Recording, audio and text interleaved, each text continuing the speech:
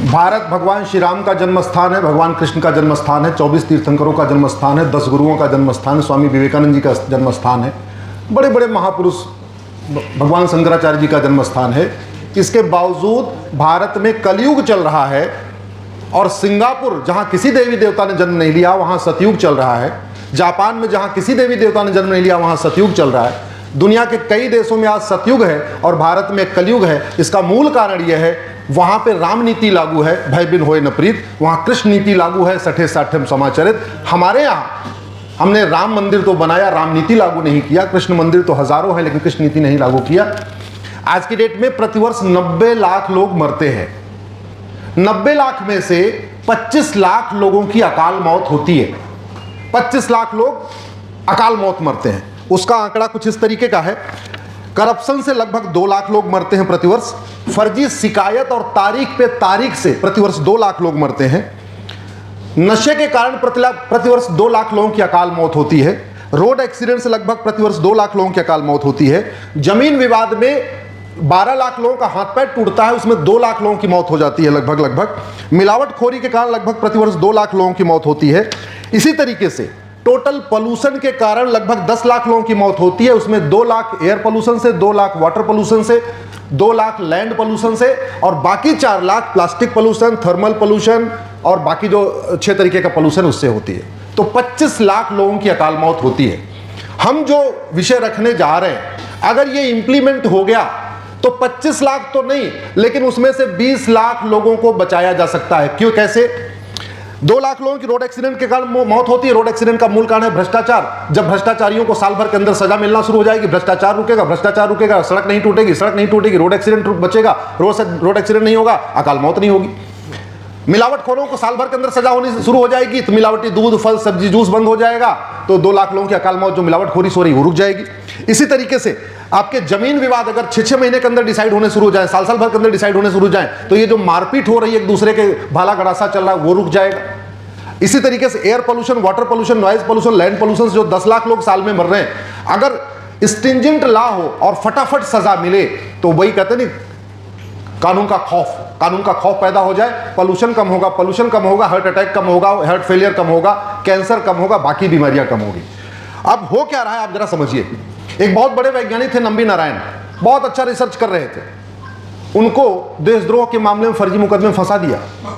अगर वो ये काम नहीं करते तो क्रायोजेनिक इंजन बना रहे थे, हमारे पास 20 साल पहले इंजन बन चुका होता, हम नंबर 1 होते दुनिया में।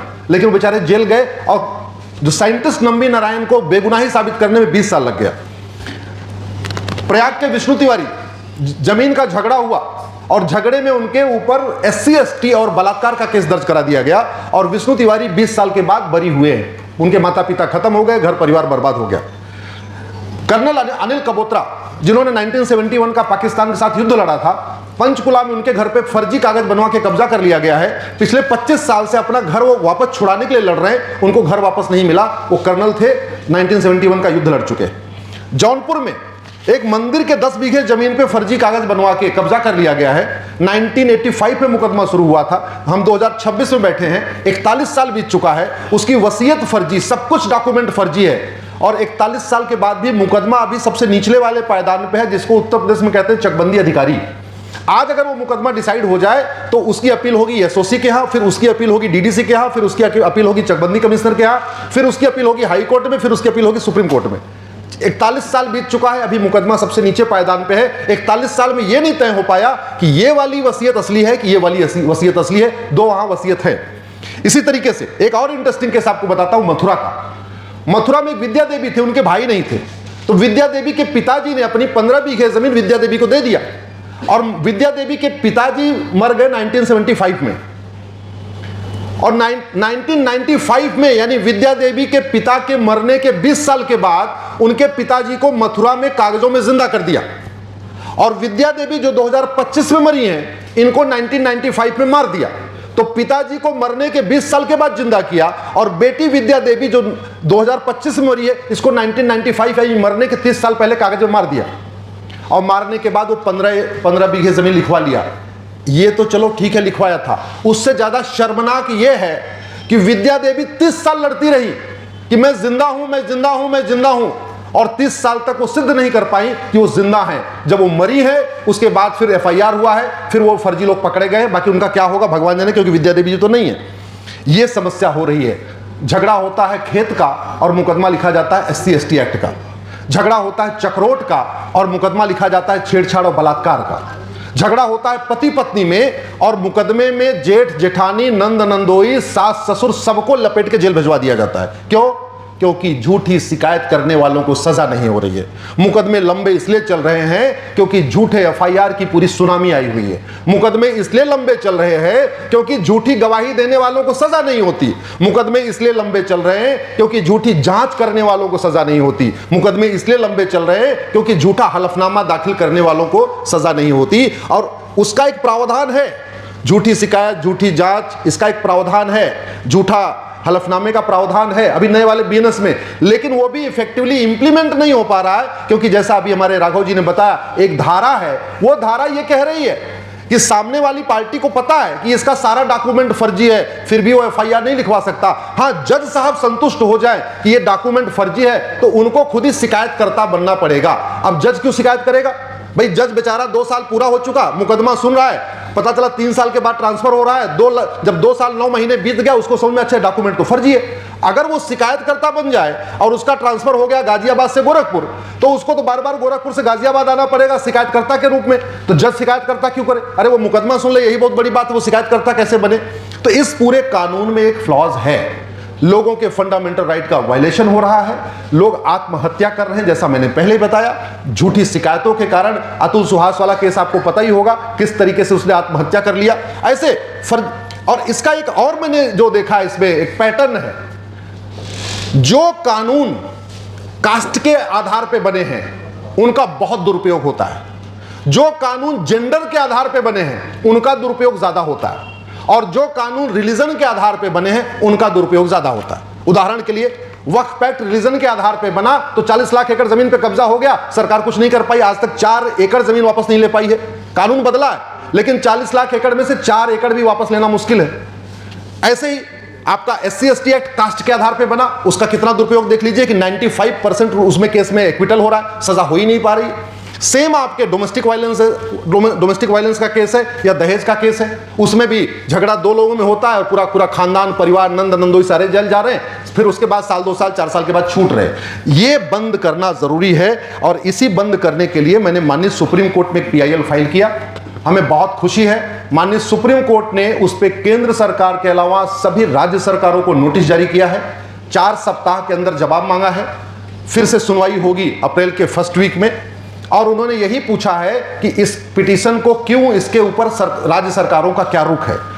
हमने पिटीशन में 4 मांग किया है। पहली मांग क्या किया वो आपको बता देता हूं। पहले तो हमने ये कहा है प्रत्येक पुलिस स्टेशन पे, प्रत्येक तहसील में, प्रत्येक कचहरी में, हाई कोर्ट में, यूनिवर्सिटी में, क्योंकि UGC भी आ चुका है, तो यूनिवर्सिटी के कैंपस में, कॉलेज के कैंपस में हर जगह एक 4x8 का डिस्प्ले बोर्ड लगाया जाए और उसमें लिखा हो कि फर्जी शिकायत करने पे 5 साल सजा होगी, फर्जी करने गवाही देने पे इतनी सजा होगी। जो कम से कम एग्जिस्टिंग कानून है उसमें किस अपराध में कितनी सजा है वो लिखा जाए, जिससे कि लोग पहले से समझ जाएं कि भैया अगर मैं फर्जी शिकायत करूंगा तो हमें सजा हो सकती है।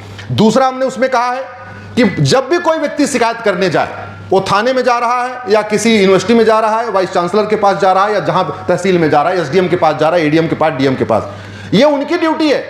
उनको जो बोर्ड में लिखा हुआ है कि फर्जी शिकायत 5 साल, फर्जी गवाही 5 साल, फर्जी एफिडेविट 5 साल, जो वो सजा है, वो सजा एक बार मौखिक रूप से भी उनको बताएं।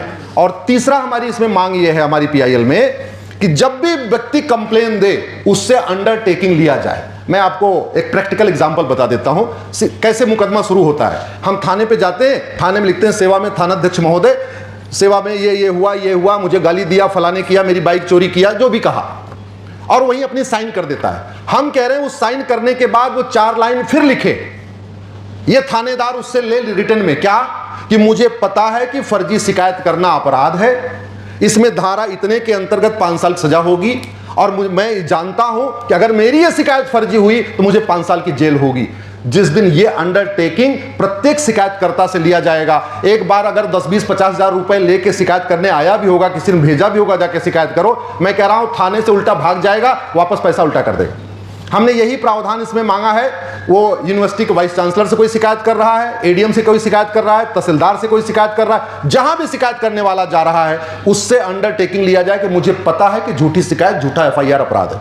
हमने एफिडेविट एक फॉर्मेट बनाया हुआ है, उसमें यह भी कहा है जहां भी व्यक्ति एफिडेविट फाइल करता है, चाहे तहसील में कर रहा है, कचहरी में कर रहा है, हाई कोर्ट में, उस एफिडेविट में एक डिपोनेंट का कॉलम होता है, उसमें भी उस लिखा जाए कि हाँ मुझे पता है कि फर्जी एफिडेविट फाइल करने पे 7 साल सजा होती है, मुझे पता है। जब कोई आदमी गवाही देने जाए फिर उससे लिया जाए, मुझे पता है फर्जी गवाही देने पे 7 साल सजा हो सकती है। जब कोई एविडेंस दे, प्रूफ दे, सबूत दे, उससे भी अंडरटेकिंग लिया जाए, मुझे पता है कि फर्जी सबूत देना भी 5 साल सजा है। तो ये हमने मांग किया। और चौथी हमारी मांग ये है, जो इसके पहले राघव जी ने कहा, कि जहां फर्जीवाड़े का मामला हो, फर्जी शिकायत, फर्जी एफआईआर, फर्जी जांच, फर्जी गवाही, फर्जी एविडेंस, फर्जी विटनेस, वहां सजा कंसेक्टिव हो।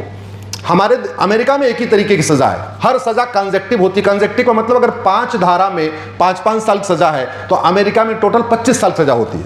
हमारे देश में ज्यादातर केस में 5 साल सजा होगी। अगर 5 धाराओं में 5-5 साल सजा है तो वो केवल 5 साल की सजा होगी, उसको कहते हैं कॉन्करेंट कन्विक्शन। कंसेक्टिव का मतलब वो जुड़ेगी। हम ये कह रहे हैं कि जो व्यक्ति फर्जी शिकायत कर रहा हो, कोई भी तरीके का फर्जीवाड़ा कर रहा हो, उसको कंसेक्टिव सजा हो। इसका मतलब उसकी सजा एक के साथ पहले एक सजा पूरी हो जाए, फिर दूसरी सजा पूरी हो, फिर तीसरी सजा हो। अगर उसको 5 धारा में 5 साल सजा हो रही है, उसको भी 25 साल सजा होनी चाहिए। ये हमारी मांग है। और ये अच्छी बात है कि माननीय सुप्रीम कोर्ट के साथ साथ राघव जी शायद आप लोग परिचित नहीं होंगे, अतुल गर्ग जी, माननीय अतुल गर्ग जी जो लोकसभा के सांसद हैं गाजियाबाद से, उनके प्रयास से ही ये लोकसभा की तरफ से लॉ मिनिस्ट्री को नोटिस जारी हुआ है। शायद अपना परिचय बताने में शर्मा रहे होंगे, बताना भी नहीं चाहिए, हम बता रहे। तो उन्होंने लोकसभा को नोटिस इशू किया है। तो 2 एक तरीके से पैरेलल प्रोसीडिंग हो चुकी है। लोकसभा को भी नोटिस हो चुका, लॉ मिनिस्ट्री को नोटिस हो चुका है परजरी के मामले में, हमारी पीआईएल पे नोटिस हो चुका है false case, false evidence, false witness, इसके ऊपर नोटिस हो चुका है। ये काम हो जाए तो जस्टिस विद इन ईयर हो जाएगा। मैं पूरे दावे के साथ कहता हूं जस्टिस विद इन ईयर दुनिया के कई देशों में हो रहा है।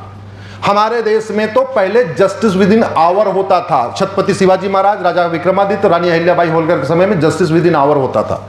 मुकदमा कॉम्प्लिकेटेड होता था तो जस्टिस विद इन डे होता था, दिन भर के अंदर फैसला होता था। मुकदमा थोड़ा ज्यादा कॉम्प्लिकेटेड हो तो 2-3 दिन आना पड़ता था, जस्टिस विद इन वीक होता था। और बहुत कम केसेस हैं जहां राजा विक्रमादित्य जी ने, रानी अहिल्याबाई होलकर ने, छत्रपति शिवाजी महाराज ने 1 महीने का समय लिया।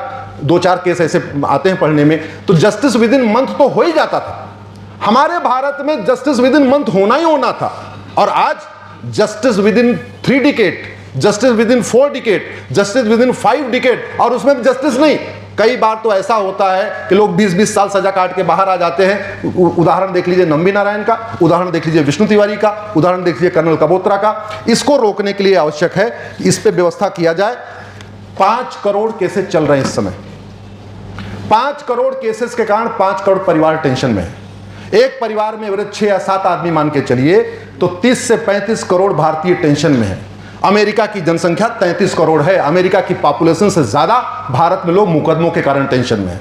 ऑस्ट्रेलिया की जनसंख्या 2.5 करोड़ है और यहां 35 करोड़ लोग मुकदमों के कारण टेंशन में है। कनाडा की जनसंख्या 4 करोड़ है और यहां 35 करोड़ लोग मुकदमों के कारण टेंशन में है। ब्राजील की जनसंख्या 22 करोड़ है और यहां 35 करोड़ लोग मुकदमों के कारण टेंशन में है। मेरा यह मानना है कि अगर यह लागू हो गया तो झूठी शिकायतें बंद होंगी, झूठी जांच, झूठी गवाही बंद होगी। और अब समय यह भी आ चुका है, हालांकि आज का विषय नहीं है लेकिन फिर भी मैं कह देता हूं, एक भारत श्रेष्ठ भारत बनाने का तरीका यह है, एक भारत तब होगा जब सबके लिए एक कानून होगा। कास्ट के आधार पे, रिलीजन के आधार पे, लैंग्वेज के आधार पे, जेंडर के आधार पे नहीं।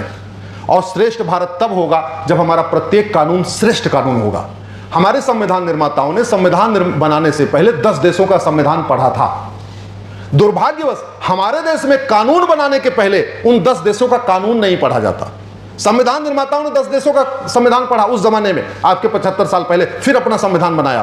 कुछ जापान से लिया, कुछ अफ्रीका से लिया, कुछ अमेरिका से लिया, कुछ फ्रांस से लिया। दुर्भाग्यवश हम अब कानून बनाने के पहले उन 10 देशों का कानून नहीं पढ़ते। हम आशा करते हैं कि आप लोगों के सहयोग से, आप लोगों के इस विषय को उठाने के बाद पूरे देश में बुद्धिजीवी का खासतौर पर इसके ऊपर चर्चा करेंगे। संसद में और मुद्दा उठेगा। अतुल जी ने तो उठा ही दिया है, बाकी और भी लोग उठाते रहेंगे। लेकिन अब समय आ चुका है कि भारत में जस्टिस विद इन ईयर हो। ये जो 25 लाख लोगों की अकाल मौत हो रही है, ये अकाल मौत रोकना जरूरी है। हो सकता है कि उसमें हमारे आपके रिश्तेदार नातेदार भी हों, हमारे आपके भी पड़ोसी हों। कोई रोड एक्सीडेंट से मरा होगा, कोई मिलावटखोरी से मरा होगा, कोई दहेज के कारण परेशान, दहेज के झूठे केस से परेशान होके। तो अब देश को अगर विकसित भारत बनाना है, भारत को विश्वगुरु बनाना है, भारत में रामराज्य स्थापित करना है, भारत में सतयुग स्थापित करना है, तो झूठी शिकायत, झूठी जांच, झूठी गवाही के ऊपर कठोर दंड का प्रावधान करना पड़ेगा। अमेरिका में एक आतंकवादी था डेविड कोलमैन हेडली, वो पकड़ा गया। उससे पूछा तूने रेकी किया क्या? उसने बोला हाँ रेकी किया। सोचिए अमेरिका के आतंकवादी कितने ईमानदार होते हैं। बोला रेकी किया, बोले हाँ किया। जानते क्यों? क्योंकि अगर वो झूठ भी बोलता तो पकड़ में तो आ जाता कि हाँ रेकी किया था। अब उसने कह दिया रेकी किया तो 5 साल सजा होगी। अगर वो कहता रेकी नहीं किया तो 10 साल झूठ बोलने की और 10 साल रेकी करने की टोटल सजा 20 साल की होती। उसने कह दिया तो जज ने उसको 5 साल में छोड़ दिया। दुनिया के कई देशों में अलगाववादी, आतंकवादी, चोर, डकैत भी ईमानदारी से कोर्ट में बात करते हैं। हमारे देश में जो ईमानदार हैं वो भी कोर्ट में जाके झूठ बोल जाते हैं। इसलिए इस व्यवस्था को रोकने के लिए मुझे लगता है कि ये सतयुग बिल आना चाहिए। चीटिंग, फ्रॉड, फोर्जरी और फर्जरी बंद होनी चाहिए और झूठ को गंभीर अपराध घोषित करना चाहिए। अगर आप लोगों का कोई प्रश्न है तो उसको ले सकते हैं, और नहीं तो जय श्री राम।